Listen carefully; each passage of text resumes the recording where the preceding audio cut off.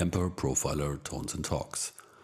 Let's start with another set of amazing tones by Thomas Dill from that tone show, which is episode number 10.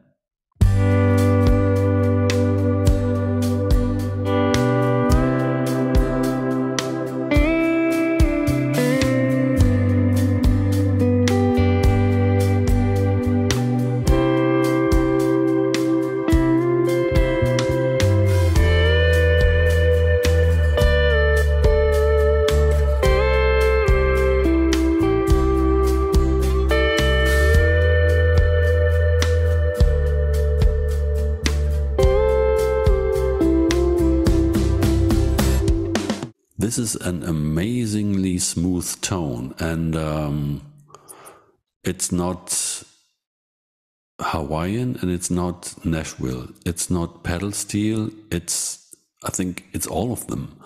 The flatlands meet the surfing sports, so to say.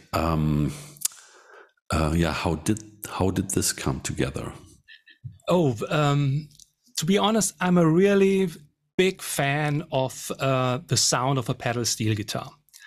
But I don't have one. And even if I had one, I couldn't play it. Because it's hard to play a pedal steel guitar, and I have really huge respect for all those great pedal steel players. And I love to hear them. So this is my humble attempt to get near the sound of the pedal steel guitar. And yeah, there are some things, some components to do that. So first of all is the guitar. This is a modified Strat. Yes. Gergo Duesenberg string bender. Yes. Ah, this thing is amazing. A friend of mine asked me once to get some communication going with Duesenberg because of this in Japan. It's really nice. The guitar is set up for slide playing, so the string action is really high. The nut is raised. I have open D tuning. And of course, the multi-bender from Duesenberg. So with these two arms, I can bend the B string and the G string. The B string, a whole step, and the G string, a half step. And that's so I can play without moving.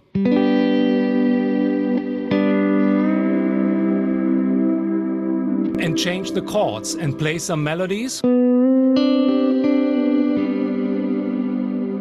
So a little bit similar to a pedal steel guitar. Pedal steel guitar is really more pedals, more stuff, more levers with the knees. You can raise some tones, so it's difficult. And this is just the cheap German way.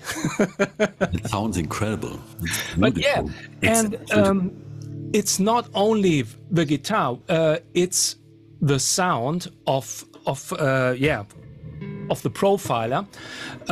Added some reverb, added some compression, and I have a 2-tap delay in there.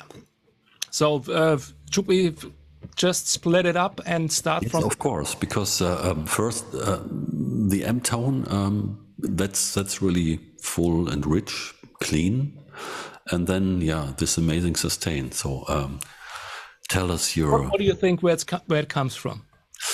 I must admit, of course, because I uploaded the original video, it's your Fender tweet thingy. Yes. Yeah. Yeah, of course. Of course. Of course. Yeah. And?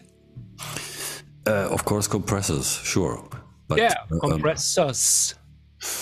I would say so because you're right. When I fool around with stuff like this, I try to stack compressors because I usually work with a tone knob, and I try to go from clean to a little bit thicker and just a little crunch to more. There's a little bit distortion with the long sustain, and you only can get this with two compressors, which slightly different settings. So I'm pretty curious to hear what you did there. Okay, so I will show you the rig manager. Cool. Here we go. And here we are. Just to mention, the fuzz and the bit shaper is just a copy and paste error. They are not in that sound because I've started from number 9, the spring tremolo sound from volume 9, copied that rig to number 10, and they are in. I didn't remove them, so they have no impact of the sound. But you can try getting some really weird sound with the fuzz and the bit shaper. Okay, so you're right. 2 compressors, one in front and one behind the stack. Then Cirrus reverb and 2-tap delay. So I turn everything off and just listen to the amp sound, and it's just a clean sound, and it sounds really small. And I have gain at 1.3 and treble and presence just slowed down a little bit because the sound of the guitar is really with a lot of high frequencies. I'm using these EMG pickups. That was my question, right? It looked like EMGs, so they are. Wait a minute. Here we are. EMG pickups, old EMGs. I think I've bought them in the end of the 80s or something like that. And this is very crucial for these sounds because I use this guitar on stage, and with a lot of compression, you get really some noise into the guitar when you use that on stage with lights and everything. And so I started to use these EMGs, put these EMGs in this guitar, and then there's no noise from the pickups. So this is very important because I like to have not humbucker pickups. I like to have for those sounds single coil pickups. So this is a really nice way to get there. Just one second, because I don't know what happened here. The window is gone when you closed the rig manager window. Could you open the rig manager window again? Rig manager is here. It is here. Here we are. Because you are, there's the window. Okay, sorry. I just stopped the rig manager window. No, something happened here at my side. So sorry for the hiccup. Let's move on. So okay. Yeah. So amp profile. Then we go to the first compressor. A little bit squash raised up, mix at 100%. And the intention, the idea to use this compressor is that I have a bit more volume and can pick the strings. I'm playing with the fingers and can pick the strings really smooth to get this sound. Without the compressor, it would sound like that. Very low. When I like to go to that level that I need to play in the band, I need to hit the strings hard, and that doesn't sound good. So the compressor is really very important for that sound. The next compressor is nearly the same setting, but behind the stack. Just the mix is turned down to 64%. But at least, just to compare, compressor 1 here, intensity, attack, squash, the same, volume, the same. Our volume is here at 0.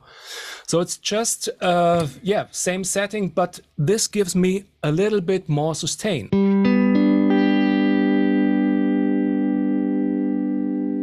Incredible sustain. And I checked out that if you use 2 compressors, you get a more natural sound. 2 compressors with, not high intensity. And if you use 1 compressor with high intensity, you get, you hear the compressor. And that's what I don't want to hear. So without the 2 compressors,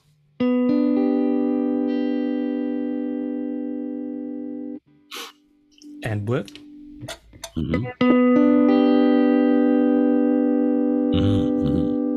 Huge difference.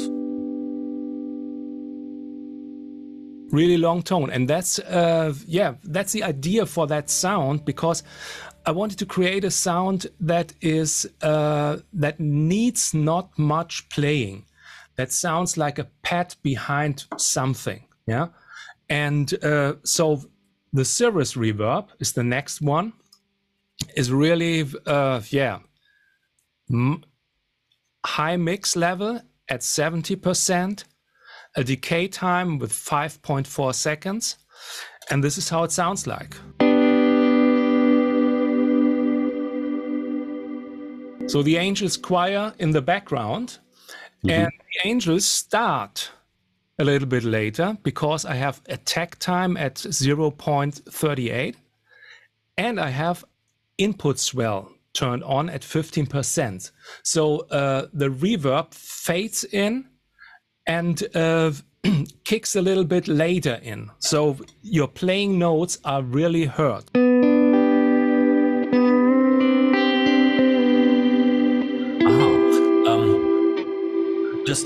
Just a little thing about the Cirrus reverb, because I think we didn't have that one yet, and I must admit I wasn't aware that there's this built-in Angel's voice.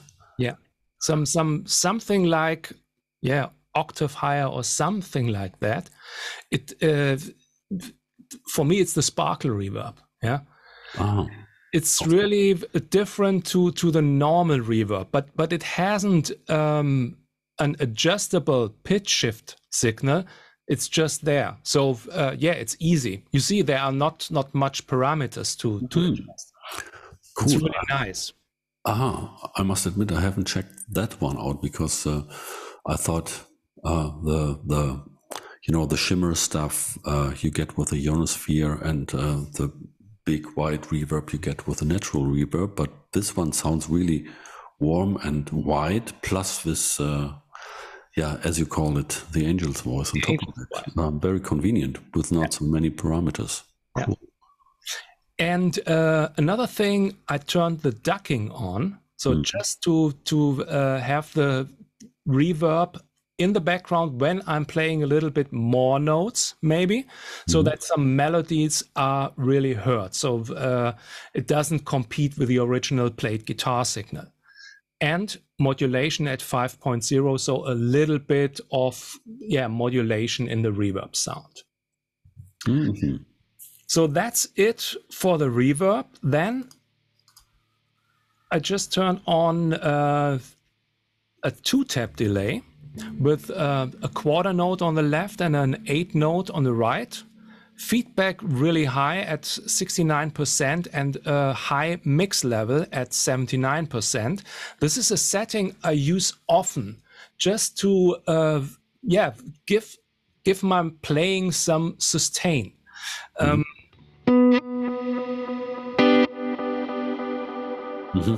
Hear it? So now you get the guitar signal on the left and the right, a little bit more wider stereo sound. It's very good for stereo use, of course. And here again, I'm using the ducking just to keep the effect signal out of the way when I'm playing.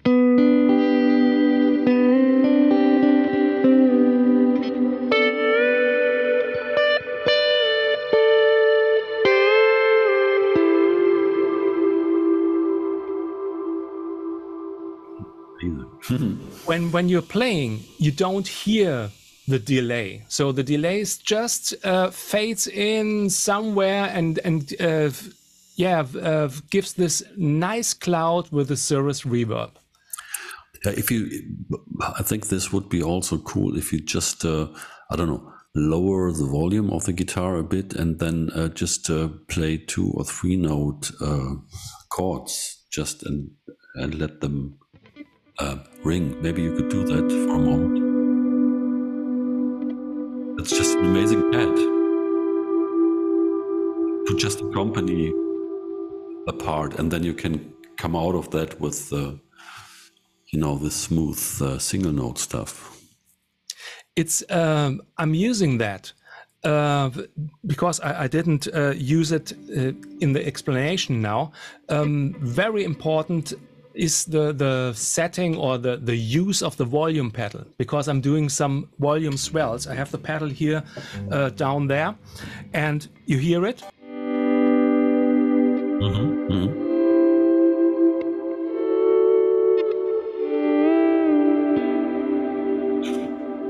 And with that, you can create those pad sounds because you don't hear the pluck of the hitting note.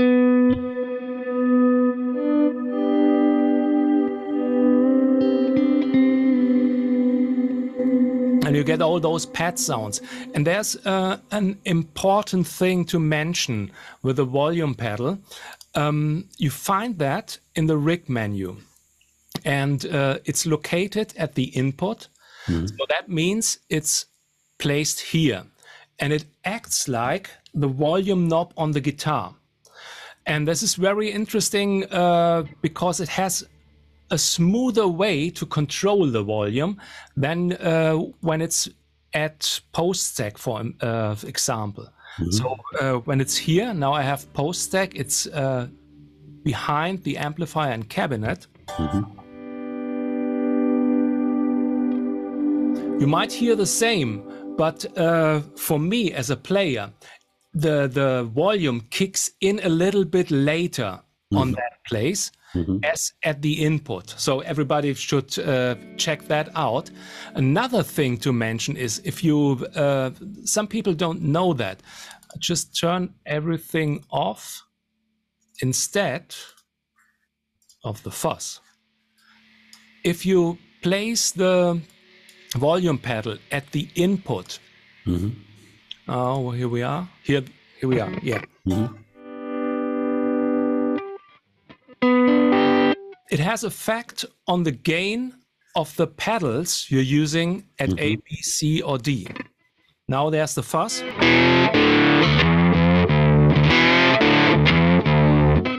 Volume pedal turned back.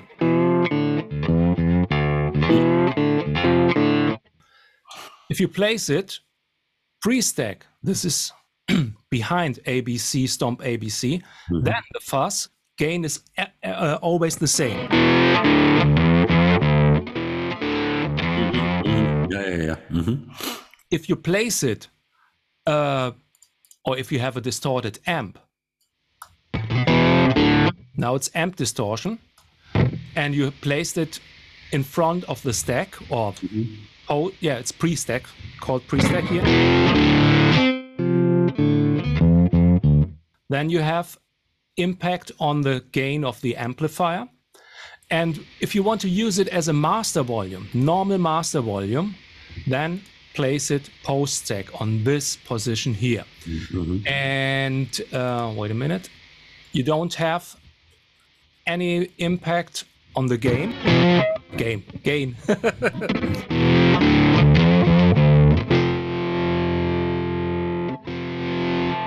The volume, and when you have a delay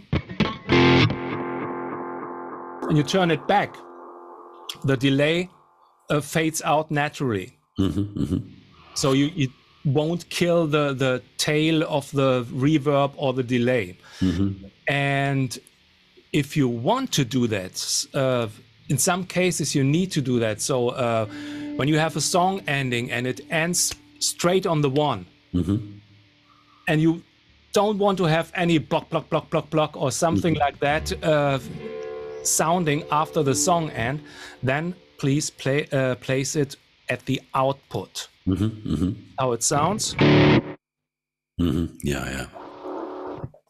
Cuts out everything. Yeah. So sometimes I'm using the same rig Wait a minute. So sometimes I'm using the same rig in a song for the main parts of the song to fade in the delays and to let them fade out. But when some bridge part or the end comes, I'm changing to the next one where the volume pedal is set at the output. You can store it for each rig separately. So this is not a system setting for the volume pedal. It can be stored for each rig like you want. Mm-hmm. Yeah, that's true. And also, as we talk about that volume pedal and that position in the front, there's also this range parameter for the volume pedal. I sometimes use it to,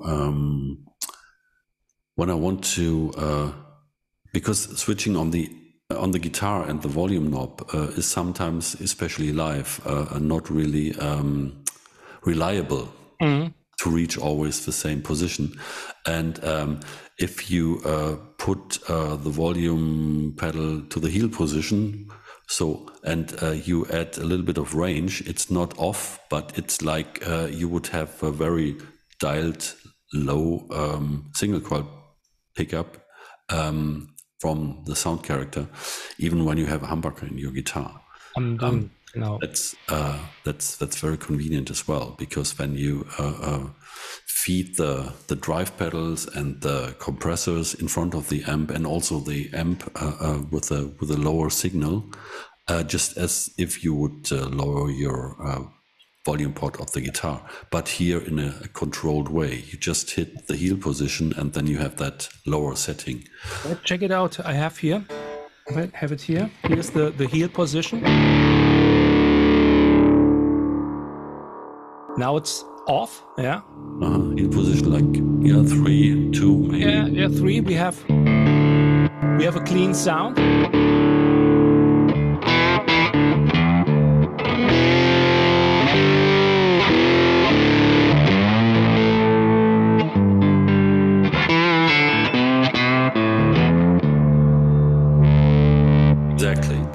Yes, like this. That's very convenient because, then you have this definite position. And of course, you can do more stuff with the volume knob of the guitar, but you have instantly it's on a strut. On a strut, you can do that. You can play. You have the pinky on your volume knob, but on another guitar, you have. On this one, you can't do that. Yes, of course. Yeah. So it's really good to have this feature, and you have it really adjustable for your playing needs. Very good. Yeah. Very, very important information. And I haven't thought about, to be honest, to put a compressor in front of the amp and after the amp. Usually when I do that, I have everything in front of the amp, but that's pretty cool. And this, the sustain is amazing, and with a tone bender, beautiful sounds, and very, very flexible. Because also for some nice pad playing, plus all these pedal steel like things, and the Hawaiian. Yeah. The multi-bender is really the cream on the cake, but you can do that without a slide or something like that. It's just creating those pad style lush reverb sounds. And with this compressor, the reverb is louder and stays longer also. So you have these really nice sounding. Cool. Pads. Really good. And also here with this sound, with this tone, try this at home, and also try this on stage with a small band, because you can create some spaces for the vocals and then kick in with your hard rocking riffs and then go back to nice pads and stuff like that. I have something to mention for those pad sounds. Let me just share the screen again. turn everything. Oh, wait. I'll make this one. Go back to the original. If you turn the mix way up,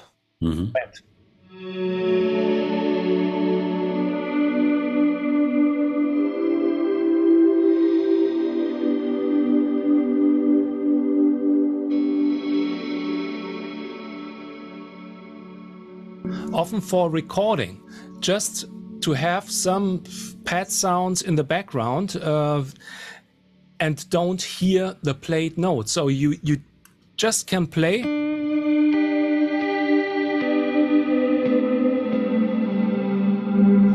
And you hear the attack of the string and just have some pad notes. I often do that with high notes.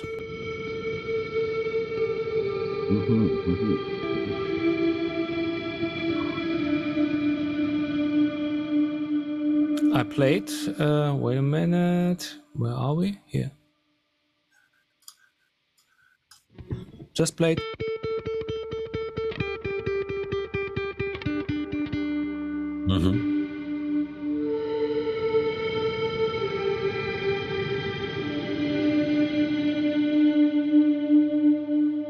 It's also nice to have that stuff just for an intro before you start your part on stage or something like that. You can create these soundscapes with the mix at 100% of really high level at wet. Yeah, and it's even a very subtle possibility to get the tonality, the key for the singer going, because you have the chord, the tone, and it's easy to find a first note before maybe the full band hits, stuff like that. Yeah, really another cool tip and some possibilities to give fuel to your creativity. Yeah, wonderful. Thank you so much for this, and we will meet next time with episode 11, which I'm especially excited about, but why, I tell you when we are in this episode. Okay, take care, people. Thanks, Thomas. Bye. Bye.